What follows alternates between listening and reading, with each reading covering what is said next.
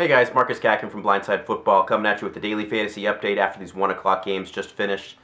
First up, Nick Foles gets knocked out of this game. In steps Mark Sanchez, leads them to a win. 202 passing yards, 2 touchdowns, 2 interceptions. Obviously, we're going to pay close attention throughout the week to Nick Foles and what's going on with him and when he's going to return. But in the meantime, if Mark Sanchez continues to be their starting quarterback, Jeremy Maclin, just as much value. Look to him a lot in this game. Maclin finished with 6 catches for 158 yards and 2 touchdowns, so Maclin definitely the guy there. Next up, DeAndre Hopkins, 6 for 115 and a touch. Guys, he is the much better receiver over Andre Johnson right now. If you're an Andre Johnson owner and you could somehow trade them straight up, you need to do that. Hopkins has definitely surpassed Johnson as the number 1 wide receiver for the Houston Texans. Next up, Jeremy Hill, filling in for an injured Giovanni Bernard. 24 carries, 154 rushing yards, and 2 rushing touchdowns, including a nice 60-yard touchdown run.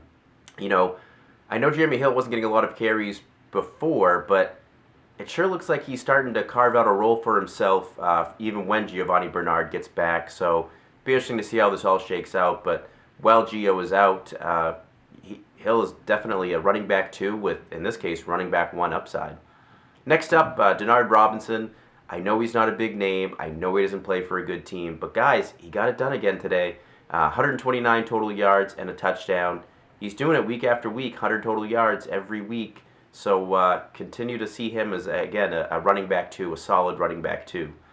I've said it before in the podcast, and I think I've even said it on a few of these daily fantasy updates, but I've been saying all along that Jerick McKinnon is not a running back that I want to own because he wasn't going to get the goal line touches. We knew, I kept saying that, Matt Asiata was going to be their goal line guy, and I kind of saw Jerick McKinnon as a D'Angelo Williams back in his heyday. A lot of yards, but no real chance for a touchdown, and it proved itself again today, guys. McKinnon, 14 carries, 54 yards rushing, 3 catches for 14 yards receiving, and Matt Asiata, 10 carries, 26 yards, not impressive by any means, but 3 rushing touchdowns. So Asiata, obviously their goal line back.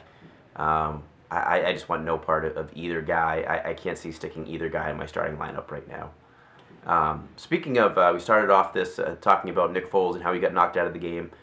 Michael Vick knocked out of the Jets game. Another one that we're going to monitor throughout the week and see what's going on. But while he was in there, Percy Harvin, his number 1 wide receiver, not Eric Decker. Harvin, 11 catches, 129 yards. So Harvin back to fantasy relevancy, at least with Michael Vick under the helm. So let's pay close attention to that. Dez Bryant, a guy who took a huge hit today with Brandon Weeden as his starting quarterback, didn't have any catches until really late in the 4th quarter when the game was already out of hand for the Cowboys. Did salvage his fantasy day with a touchdown, but I'm really worried for Dez Bryant if Brandon Weeden is going to be their quarterback for any extended period of time.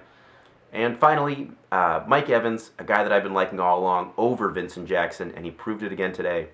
Mike Evans has had 4 catches in every game this season, and today really showed his stuff. 7 catches, 124 yards, and 2 touchdowns.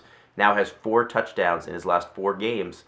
Guys, I think he's a legit starter now. I think he's a solid wide receiver 3 with maybe wide receiver 2 upside. Mike Evans, if he's somehow still on your waiver wire, go out and get him. Don't forget to subscribe for my daily fantasy updates and follow me on Twitter @MarcusCatkin.